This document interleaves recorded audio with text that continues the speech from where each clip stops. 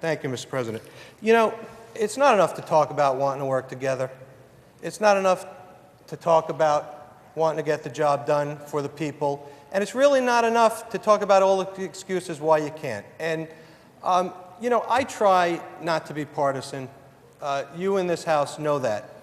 But to sit here and to listen to member after member across the aisle talk about the reason for not having an on-time budget is because there wasn't one in the past really is about as lame as it gets. I mean, I've got a 5-year-old back home who comes up with better excuses for that than that. I think we really do need to get beyond that. I think we really do need to start talking to each other and working together, because I think the problems are very large, and there are some real reasons why the solutions are not easily obtained. But it's not happening, and that's a fact. And quite frankly, as much as I don't want to say this, the responsibility lies with you, because you are driving the process, or should be driving the process. You know, you talk about wanting to work in a bipartisan fashion. Senator Parker, and it's not fair for me because I have the floor now, but I'll say this. Senator Parker, I think we have a good relationship.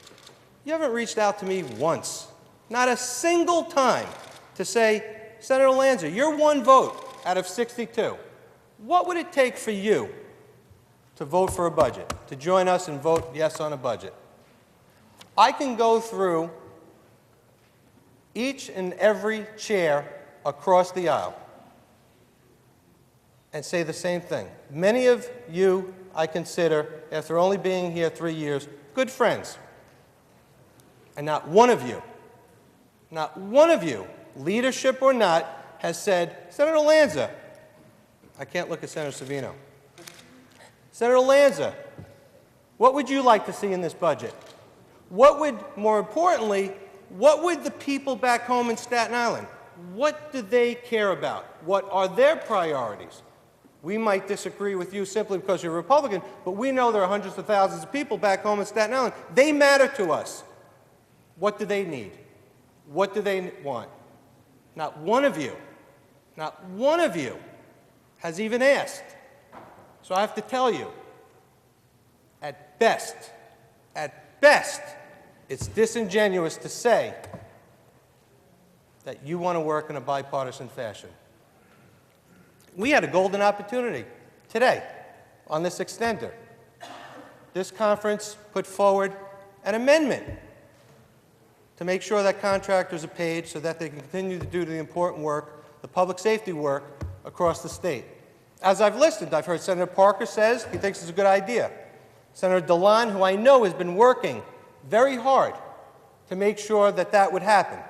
And I know there are many more of you who believes that we should have that here. This was our opportunity. Senator Parker, you're right. There are things we agree on, and that's one of them. We could have done it.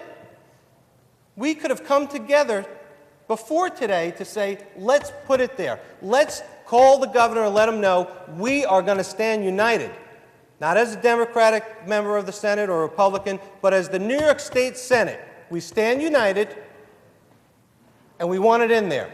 Guess what? It would have been in there. We would have voted on it. The Assembly would have, and we'd have a better extender today. But we didn't. And why? I can't answer the question. Only you can. And that's why I can't tell the people back home in Staten Island why we have a late budget. And I can't tell them why we have a better extender. You have to answer that question. Thanks, Mr. President.